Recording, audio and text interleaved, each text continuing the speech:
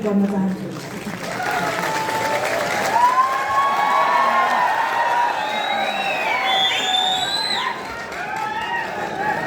धन्यवाद लोकसभा कमरेड। आजको यो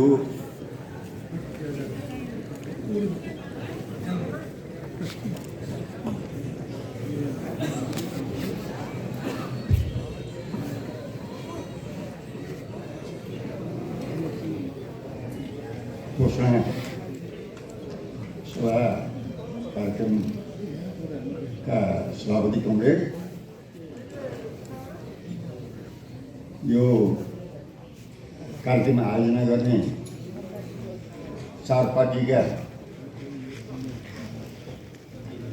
नेता सहयोगदा कमरेडहरू, यस कार्यक्रममा उपस्थित सम्पूर्ण कमरेड तथा आदरणीय जनसमुदाय, पत्रकार मित्रहरू, सबैप्रति म हाम्रो पार्टी नेपाल कम्युनिस्ट पार्टी क्रान्तिकारी माओवादीका तर्फबाट सर्वप्रथम लाल अभिवादन गर्न चाहन्छु।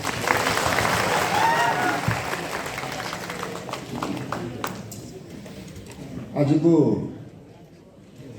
यस कार्यक्रममा हामीले संयुक्त मोर्चाको अवधारणा र संरचनाका बारेमा हाम्रो सोच मान्यता सार्वजनिक गरिसकेका छौँ र हामीले संयुक्त मोर्चाको समितिको नामावली पनि सार्वजनिक गरिसकेका छौँ र म सबभन्दा पहिले रणनीतिक संयुक्त मोर्चाको यो समितिले आफ्ना कामहरू अगाडि बढाउनको निम्ति शानदार सफलता हासिल गर्नेछ भन्ने हार्दिक शुभकामना र हार्दिक बधाई दिन चाहन्छु। आदरणीय मित्रहरू, आज निकै खुसी पनि लागेको छ यस्तो घोषणा गर्न पाउँदा र यस्तो संयुक्त मोर्चा बनाउन हामीले धेरै परिश्रम गरेका छौँ। यहाँहरूलाई थाहा छ,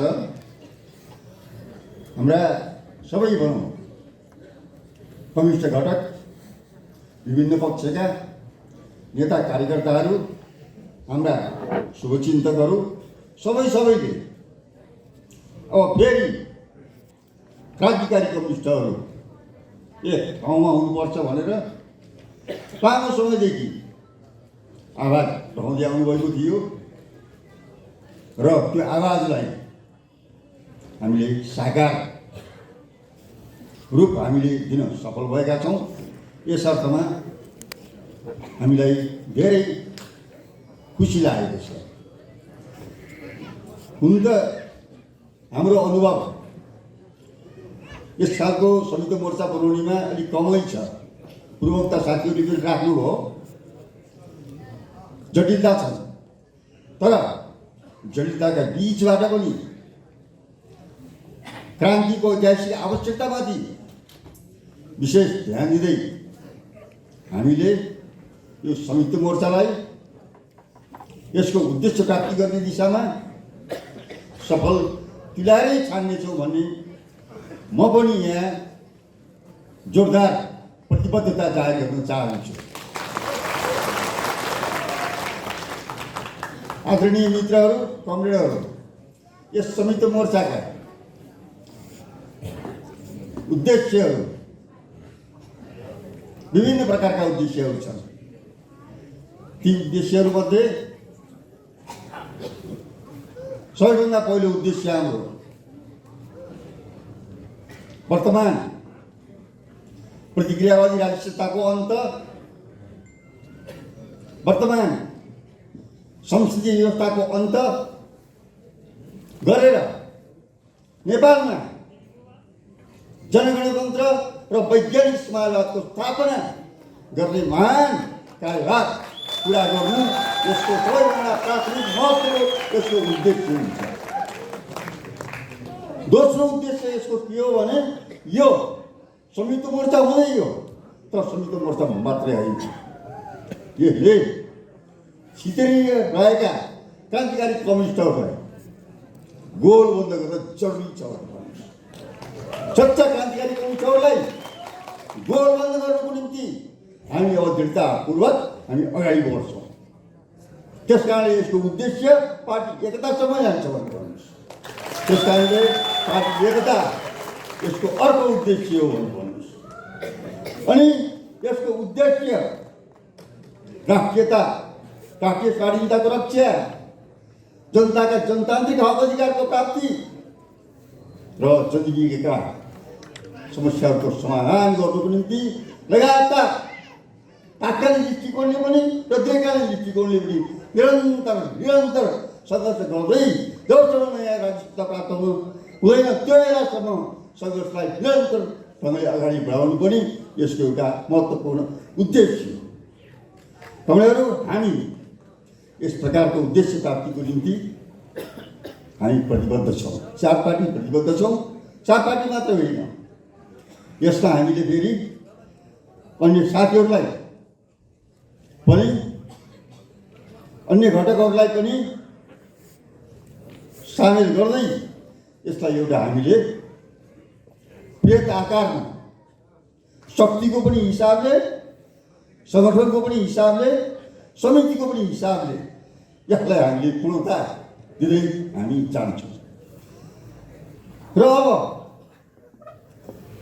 अब खुसी के पनि लागेको छ भन्नुहुन्छ भने हामीले नेपालमा रूपान्तरणका लागि धेरै मिहिनेतहरू गर्यौँ। इतिहासका कुरा गर्नुहुन्छ भने 12 पक्षरौतडका किसान आन्दोलन, विभक्त पन्थको आन्दोलन, सशस्त्र सङ्घर्ष भनौँ, ऐतिहासिक झापा विद्रोह, 10 वर्षको महान जनयुद्ध, त्यसपछिका विभिन्न जातीय आन्दोलन, महिला आन्दोलन, दलित आन्दोलन, आदिवासी जनजातिले चलाएका आन्दोलनहरू, यी सबै आन्दोलनहरूमा धेरै शहीदहरूले सारा प्राप्त गरे। शहीदको रगतको मूल्यबोध आवश्यक छ। सत्ताधारीहरू शहीदको रगतको हालमा बसेर क्रान्तिलाई धोका दिँदै, गद्दारी गर्दै, अझ हामी कम्युनिस्ट हौँ भन्दै धोका दिए हो। त्यसलाई हामी बिर्सनु हुँदैन। त्यस खालका आक्रमणवादीहरू, त्यस खालका नवप्रतिक्रियावादीहरू, यिनीहरूका विरुद्ध जुन एउटा रगत बगेको थियो भनेर भन्नुहोस्, त्यो रगतको हालमै निर बसे। अब के हो भन्नुहुन्छ भने फेरि पनि इतिहासले मागेको अवस्थामा हामी फेरि लड्न चाहन्छौँ। हामीले 10 वर्ष गरेर आयौँ, थुप्रै आन्दोलन गरेर आयौँ।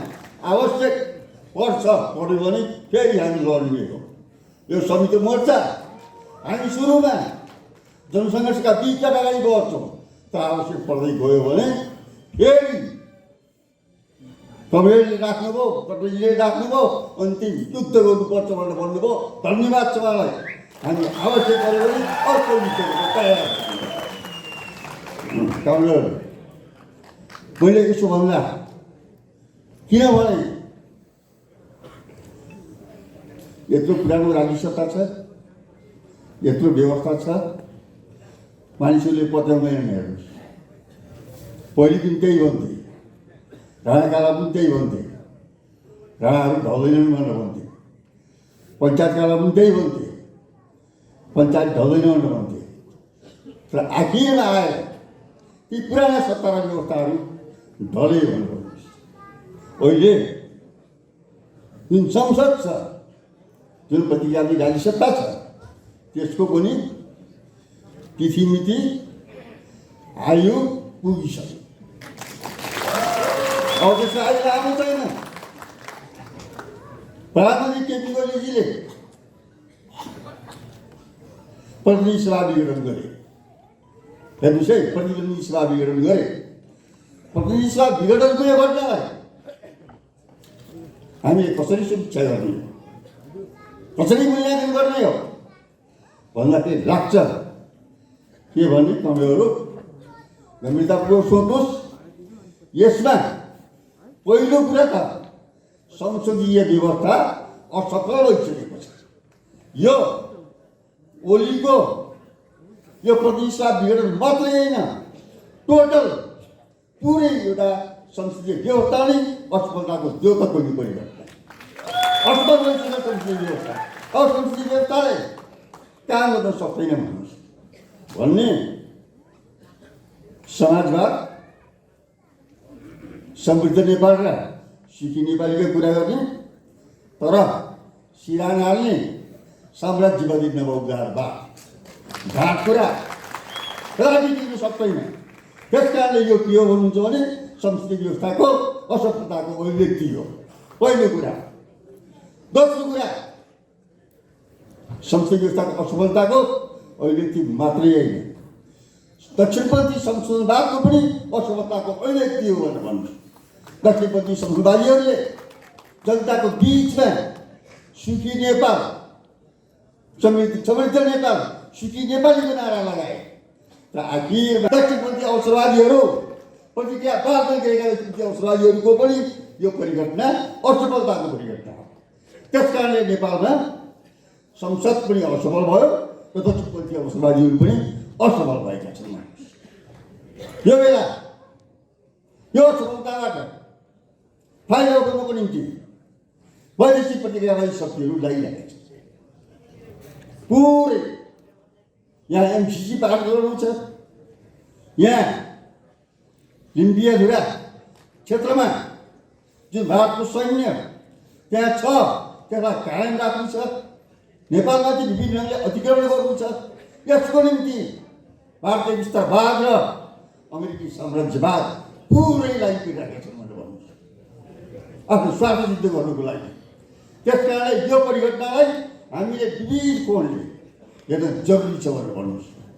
यो स्थितिमा हामीले संयुक्त मोर्चा, रणनीतिक संयुक्त मोर्चा यो स्थितिमा बन्दै गइरहेका छौँ। तपाईँहरू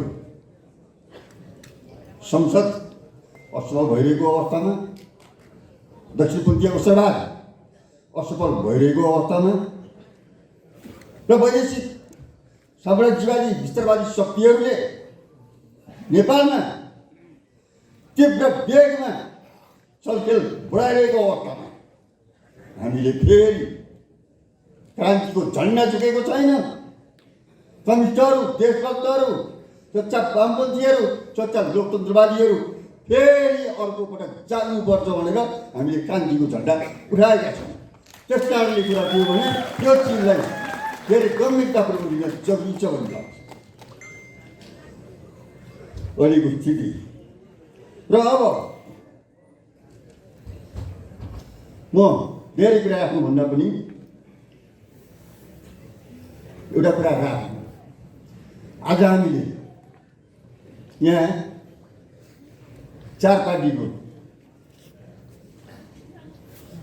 रणनीतिक संयुक्त मोर्चा हामीले बनाएका छौँ। कमरेडहरू हामी 3 पार्टीका नेताहरूको मञ्चमा छौँ, तर कमरेड विप्लव सहित हामी छैनौँ। त्यस कारणले म यहाँ के भन्न चाहन्छु भने कि कमरेड विप्लवले नेतृत्व गर्नुभएको नेकपामाथि सरकारले जुन प्रतिबन्ध लगाएको छ त्यो प्रतिबन्ध तुरन्त हटाइयो। पहिलो कुरा के भन्न चाहन्छु कमरेडहरू। दोस्रो कुरा,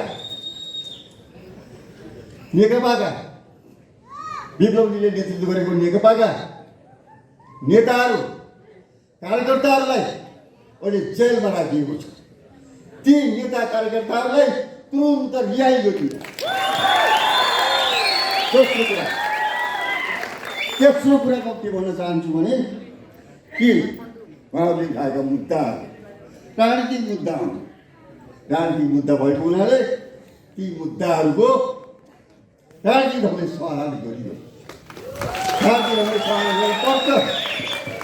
हाम्रो म एउटा के पनि भन्न चाहन्छु भने विडम्बना हेर्नुहोस् है, अब खाँटी कम्युनिस्ट कुन हो भन्ने बारेमा यहाँ बहस छ। हेर्नुहोस्, प्रधानमन्त्री ओलीजीले आफू खाँटी कम्युनिस्ट भन्नुहुन्छ। यता प्रचण्ड माधव नेपाल समूहहरूले जुन शक्ति प्रदर्शन गरे भनौँ अथवा कार्यक्रम गरे ती नक्कली हुन् भनेर ओलीजीले त्यसलाई नक्कली भन्नुहुन्छ। हेर्नु, हामीले दुवैतिरलाई नक्कली भन्छौँ। हामीले ती दुवैतिरलाई नक्कली भन्छौँ। एउटा कुरा के कम्युनिस्ट भने यदि सक्कली कम्युनिस्ट हो भने कम्युनिस्ट पार्टी विप्लवजीहरूमाथि प्रतिबन्ध लगाउनु पर्ने कारण के छ भनेर भन्नुहोस् त। जातिका जनतन्त्र र जनविधिका समस्याहरू हल नगर्ने, सक्कली कम्युनिस्ट पनि आफूलाई बधाउने, तर देश जनताप्रति गद्दारी गर्ने हो। यिनीहरूलाई हामीले प्रथम चिन्ह उठाउनै पर्छ। तिनीहरूका दिन गयो देश जनताको मुक्तिको लागि अब फेरि हामी शहीदहरूको रगतमा उभिएर शहीदहरूको मूल्यबोधको सम्मान गर्दै शहीदहरूले देखेको संघर्ष राष्ट्र सपनालाई साकार बनाउनुको लागि फेरि हामी उठ्छौँ, उठ्नुपर्छ।